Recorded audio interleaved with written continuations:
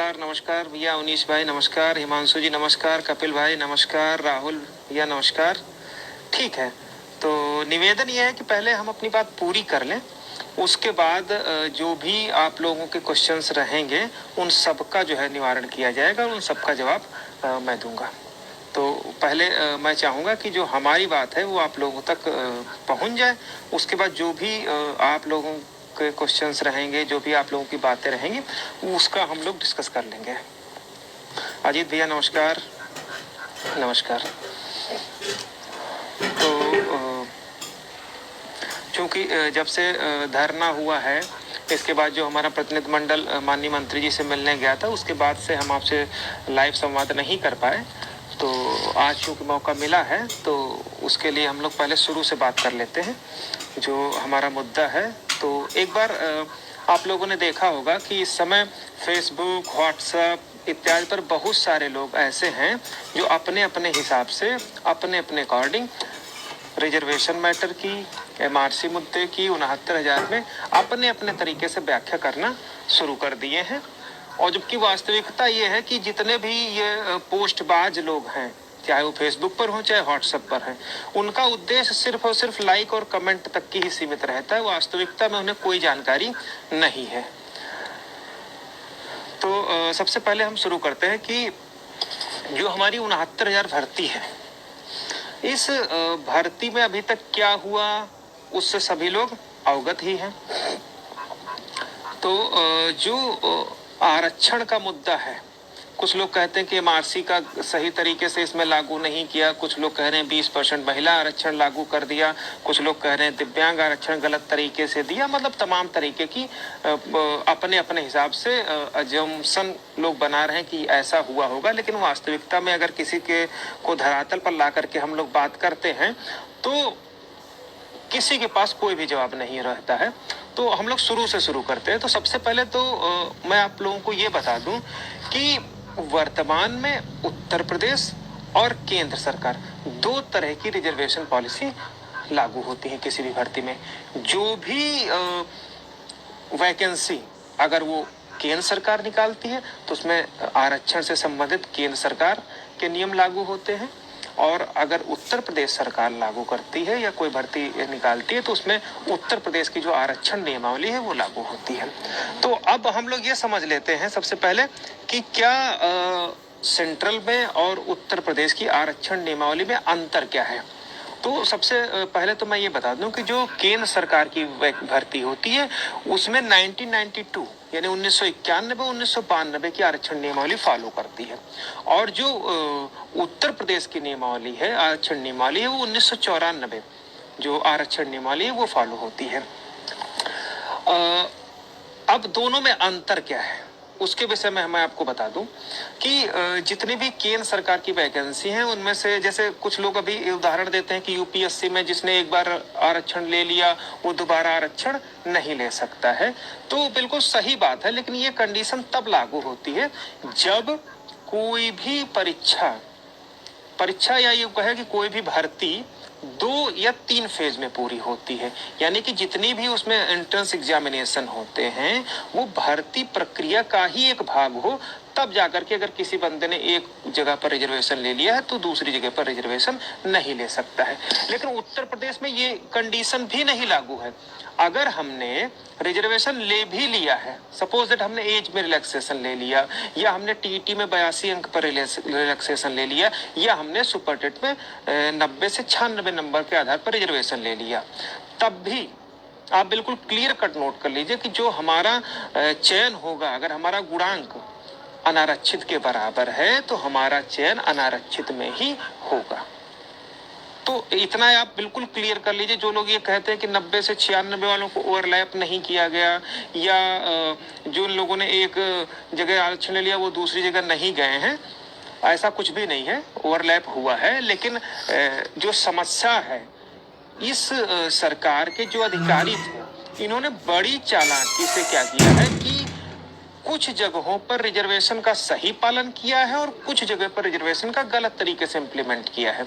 इसी तरीके से जो वर्तमान में उत्तर प्रदेश की जो आरक्षण व्यवस्था है उसमें सिर्फ सिंपल सा है कि आपका जो 50% कोटा रहेगा वो अनरिजर्व यानी ओपन कैटेगरी रहेगा। इसके अलावा 27% ओबीसी रहेगा, 21% एससी रहेगा और उसके बाद 2% एसटी का कोटा रहेगा, जो हमारी वर्तमान 69,000 भर्ती प्रक्रिया में है। अब ध्यान दीजिए, इसके अतिरिक्त कोई भी आरक्षण का नियम ना तो उत्तर प्रदेश में है और ना ही उत्तर प्रदेश सरकार उसको लागू कर सकती है। हाँ, जो हमारा ये 27, 21 और 2% का भाग होता है, इसी का एक पार्ट होता है हॉरिजेंटल रिजर्वेशन। हॉरिजेंटल रिजर्वेशन में आपके फ्रीडम फाइटर, एक्स सर्विसमैन, जो भी अदर इस तरीके से विशेष कैटेगरी के कैंडिडेट्स होते हैं वो लोग उसमें कंसीडर किए जाते हैं। लेकिन उनका रिजर्वेशन इस बात पर डिपेंड करता है कि उनका सही तरीके से प्रतिनिधित्व कैटेगरी पे हो रहा है या नहीं हो रहा है। फॉर एग्जाम्पल, अगर हम फीमेल रिजर्वेशन ले लें, जैसे अभी जब से हम लोग मिल करके आए हैं माननीय मंत्री जी से, तब से फीमेल रिजर्वेशन को लेकर के बहुत सारी बातें होती रही है। लेकिन उसके विषय में मैं आपको बिल्कुल क्लियर कर दूं कि जो 20% का कोटा सरकार के अधिकारी बता रहे हैं, दरअसल वो 20% का कोटा एक हाई कोर्ट इलाहाबाद की स्पेशल अपील की पिटीशन थी, उस पर ऑर्डर हुआ था कि भाई 20% महिलाओं का जो है आरक्षण दिया जाना चाहिए। वहां पर उसने थोपा नहीं था कि आप इनको दीजिए ही, उसने एक अपनी तरह से सजेशन दिया था कि इनको दिया जाना चाहिए। लेकिन उसमें भी उसने एक कंडीशन लगा दी थी कि यदि महिलाओं का प्रतिनिधित्व नहीं होता है, अर्थात अगर महिलाएं 20% से ज्यादा या 20% के बराबर सिलेक्ट नहीं होती हैं, तभी जितना बचा हुआ पार्ट रहता है उतना ही रिजर्वेशन उनको दिया जाना चाहिए। इसको आप इस तरीके से समझ लीजिए कि अगर कोई भर्ती है, उस भर्ती में मान लिया 100 वैकेंसी है आपके, तो 100 वैकेंसी में 20% यानी 20 वैकेंसी महिलाओं के लिए होनी चाहिए थी। लेकिन अगर 18 महिलाएं उसमें सेलेक्ट हो रही हैं, तो मात्र रिजर्वेशन महिलाओं का कितना होगा? 2% रिजर्वेशन दिया जाएगा, ना कि टोटल का 20%। नंबर एक बात। नंबर दो बात कि जो भी रिजर्वेशन दिया जाएगा, ये मैं उस जजमेंट की आपको फाइंडिंग बता रहा हूं, चाहे आप इसको फाइंडिंग कह लीजिए, चाहे आप इसको ऑर्डर कह लीजिए, चाहे सजेशन कह लीजिए, चाहे डायरेक्शन कह लीजिए, उसमें स्पष्ट रूप से ये लिखा हुआ है कि जो महिलाओं का आरक्षण दिया जाएगा वो उनकी ही कैटेगरी में दिया जाएगा। सपोज दैट, जैसे अगर 27% ओबीसी का है, अगर 27% ओबीसी का है, तो 27% का 20% दिया जाएगा, वो भी तब अगर 27% में 20% महिलाएं सेलेक्ट ना हो रही हों। अगर 27% में 20% महिलाएं सेलेक्ट हो गई हैं, तो उनको रिजर्वेशन देने की कोई जरूरत नहीं है।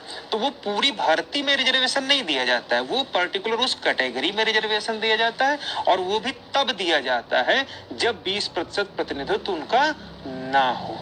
नंबर एक बात, ठीक ना। इसके अलावा उन 20% महिलाएं जो चयनित होंगी, जो चयन पाएंगी, उसमें से भी जिस भी महिला का या जिस भी फीमेल लड़की का या फीमेल का गुणांक यदि ओपन कैटेगरी के गुणांक के बराबर है, तो वो रिशफल करके यूआर में जा चली जाएगी और एक सीट जो है नीचे से ओबीसी कैटेगरी की या एससी कैटेगरी की खाली कर देगी। तो मोटा मोटा आप इस तरीके से समझ लीजिए कि जो 20% रिजर्वेशन है वो हॉरिजेंटल रिजर्वेशन का एक पार्ट है, और वो पार्ट तब प्रिवेल करेगा जब 20% महिलाएं उसमें चयन ना पा रही हों, और अगर 20% चयन पा रही होंगी तो उसमें जाने की, उनको रिजर्वेशन देने की कोई आवश्यकता नहीं रहती है। और उसमें रिजर्वेशन जैसे अगर 15% महिलाएं सेलेक्ट होगी तो फिर उनको रिजर्वेशन 5% मिलेगा, ना कि 20%। ठीक ना। ऐसा कदापि नहीं होगा कि पहले उनको 15% ऐसे डायरेक्ट सेलेक्ट हो गए और 20% और यानी 35%, ऐसा नहीं होता। लेकिन जो लोग व्याख्या कर रहे हैं पूरी तरीके से गलत व्याख्या कर रहे हैं। हालांकि ये जजमेंट भी अब जा करके सुप्रीम कोर्ट ने इसको क्वेश्चन कर दिया है और रद्द कर दिया है, और उसने ये कहा कि जो भी महिला अगर ओबीसी एससी एसटी की है, अगर उसका गुणांक बराबर है, तो वो सीधे सीधे ओपन कैटेगरी में चली जाएगी। अभी आप लोगों ने देखा भी होगा।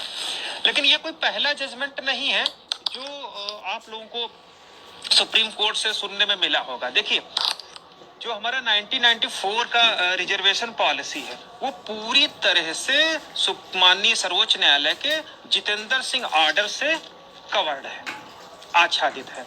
उस जजमेंट में क्या है, उस जजमेंट में सिंपल सा एक रूल है जो हमारे उत्तर प्रदेश के परिप्रेक्ष्य में लागू है, और वो है कि हम चाहे 50 रिजर्वेशन ले लें, चाहे हम लूले लंगड़े का ले लें, चाहे हम दिव्यांग का ले लें, चाहे हम एज का ले लें, चाहे हम टीईटी में ले लें, कहीं भी रिजर्वेशन हम ले लें, यदि हमारा गुणांक यूआर कैटेगरी के बराबर है तो हम हर हाल में यूआर कैटेगरी में जाएंगे।